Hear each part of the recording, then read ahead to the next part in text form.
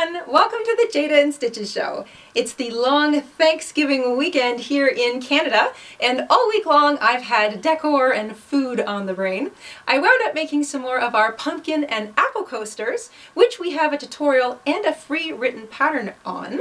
We'll link that in the description box down below. And the whole thing made me realize that I hadn't yet added that to my project journal yet. So today I'm going to show you my entry for our pumpkin and apple coasters. I'm going to show you my notes, my cute little title page, and I'm also going to show you how you can take these coaster-sized apples and pumpkins and size them down to a sticker-sized little crochet version of themselves, which of course you can use for journal embellishment or card embellishment or just about any other little crafty application you can think of. So let's grab our project journal kits. We'll grab a free pattern from our website, we'll head on over to the craft table, and we will snip, glue, and stitch ourselves up a journal entry together. Keep your hooks and tools handy with Lula and Gwen in this cute zippered pouch by your InStitches friends. Purchase a pouch and help out our show. The Teespring link can be found down below.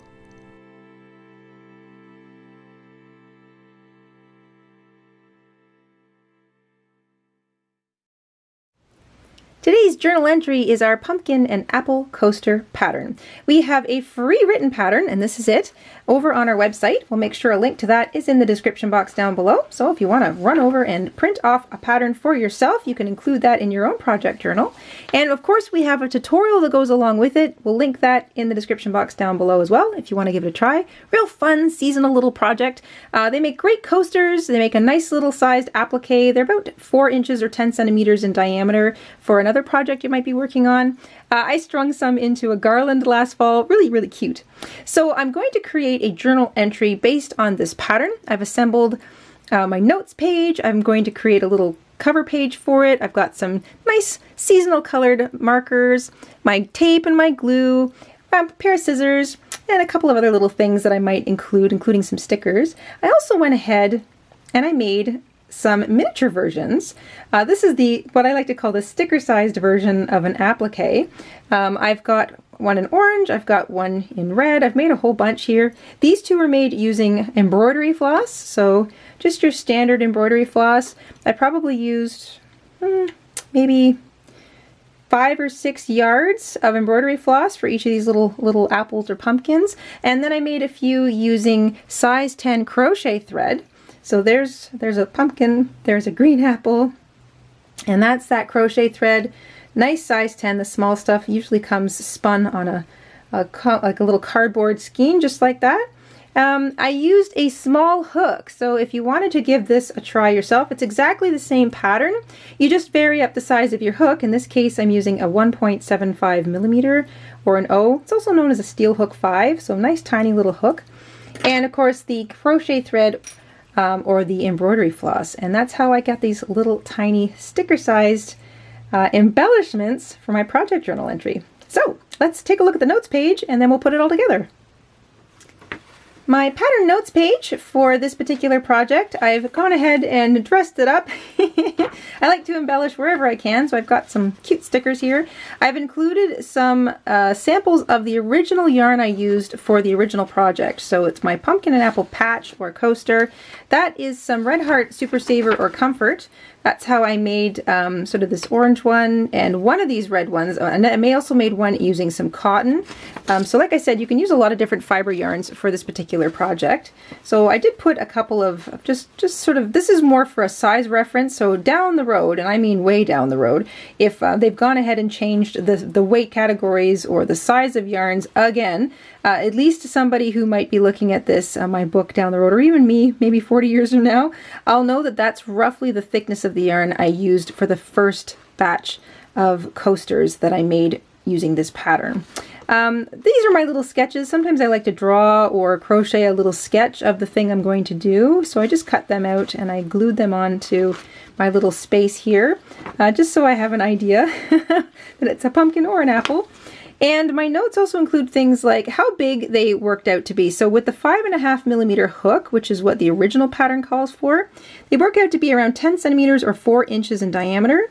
But like you saw with the little tiny ones that I made, these little guys here. If I use the 1.75 millimeter hook or 2 millimeter, you know, they're pretty close.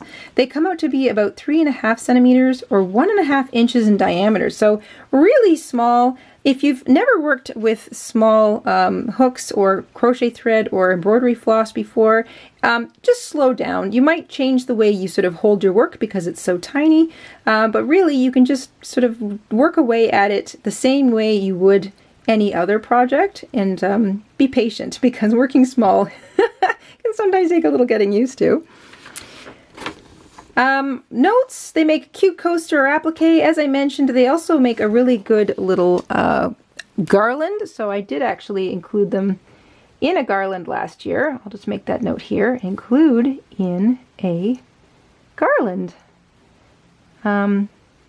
So if I'm down the road wondering what I should do with that pattern, there's another little idea. And as far as other yarn or pattern variations I want to try, I just included the note about using size 10 thread or embroidery floss because they make a nice cute sticker sized version, or even a fridge magnet. You know, something small tucked into a little greeting card is often a nice little thing to send in the mail to somebody, just to sort of say, I'm thinking about you. Here's a little seasonal goodie for your fridge. I have a sky blue piece of cardstock. It's very close to the sort of blue background here, so you might not be able to see it as clearly as I'm working on it, but rest assured it's there, and it's really not as important as all the little goodies that I'm going to be putting on it. So that's just going to be my plain basic background for this title page. I went ahead and made a little title, so Pumpkin Apple Coaster. It's sort of in the shape of a little cloud, at least that's what I was going for. And again, I love that little sort of marking that looks like stitches all the way around the edge. It kind of has a, I don't know, like a cozy, comfy kind of patchy look to it. I'm not sure what it is about that that makes me so happy, but I love how that looks. I freehand cut out a tree shape. So this is sort of my idea of a tree. It might make a little bit more sense later. There's the roots and a handful of branches. This is actually a paper bag. So I was saying earlier that it's fun to just use up whatever you've got around the house. I save a lot of the stuff that comes into the house because it could be useful for crafting. If you've got kids, you're probably well aware of this already, but that's just some paper bag that I reused, and I thought it made a nice texture and a nice color for a tree. And of course, the tree needs to have some leaves. I'm sort of doing a cartoony version of it where I used some scrapbook paper and I cut out just some simple little shapes. There's 3 here. And I thought I would kind of just fiddle with where I would place everything. I think I like a little bit of the, maybe I'll pull that into the middle. Just sort of layer those 3 little bushy, leafy bits of the tree over top of each other. I kind of like the way that looks. And of course, I've got a pumpkin patch. So pumpkins grow on vines. They have kind of a nifty little spirally, viney feel to them. So I just freehand cut out, using the same colored paper, a little vine. This is just going to form the background of my page. So I'm going to go ahead and glue all of that down, and then I will add my embellishments.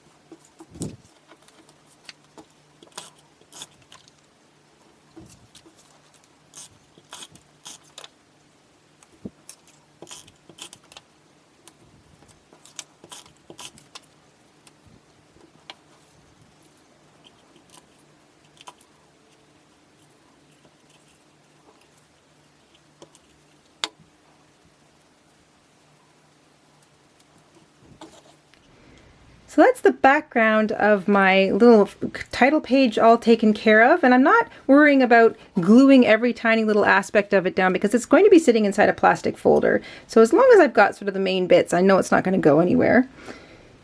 And that just leaves all of my cute little embellishments. So I'm going to have the apples up in the apple tree, and I've got a cute little green one here too. And then I'm going to have my little pumpkins tucked in with my vine.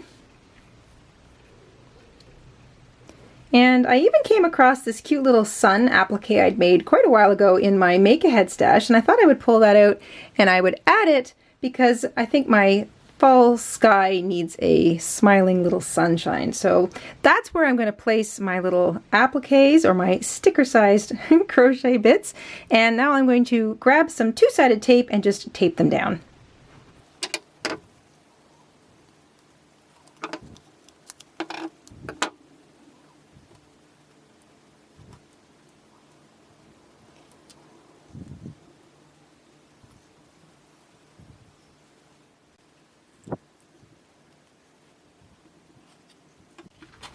There, that's cute. So there's my little title. I've added a little sunshine because why not? I changed up the arrangement of the apples so they kind of go in a little pattern, red, green, red. And then I've added my two little pumpkins down at the bottom, attached to the vine. And that's all I'm going to do for the little title page for my apple or pumpkin coaster pattern. So let's put it all together now. I'm always going to start with my title page first. I'm going to layer my pattern underneath it, and then I'm going to take my notes page, I'm going to flip it over, and I'm going to put it on the back. And then I'm going to carefully slide the whole thing into my plastic little cover, and this kind of keeps it all nice and neat and tidy and together.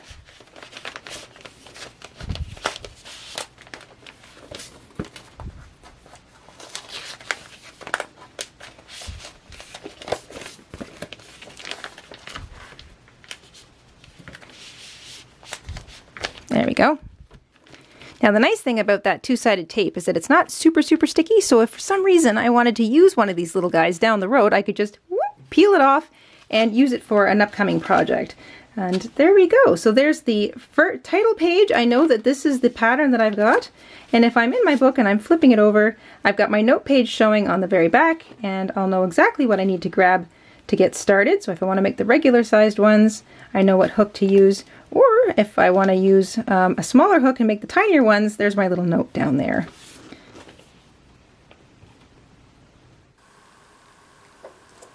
And there we go, one more project journal entry for the kit, nice and neat and tidy and kind of fun. Kind of crochet-ation. I just love doing project journal entries. It's a fun way to be creative. I get to do a little bit of crochet. I can use up my thread, which I have so much of, even my embroidery floss, which I haven't been using a lot of lately. And I love being able to go back and look at all those entries down the road. It's a good way to keep track of stuff. So we hope you enjoyed putting that little journal entry together with us today. Make sure you check out the tutorial and the free written pattern. The links will be in the description box down below. And have a great weekend. And for those of you in Canada along with us, happy Thanksgiving! Whee! I hope you guys have a great weekend. Stay safe, stay healthy, and we'll see you soon. Bye! Hi everybody, Mr. InStitches here. Thank you for watching today. Here are some of our other videos you might be interested in. Oh, and don't forget to subscribe.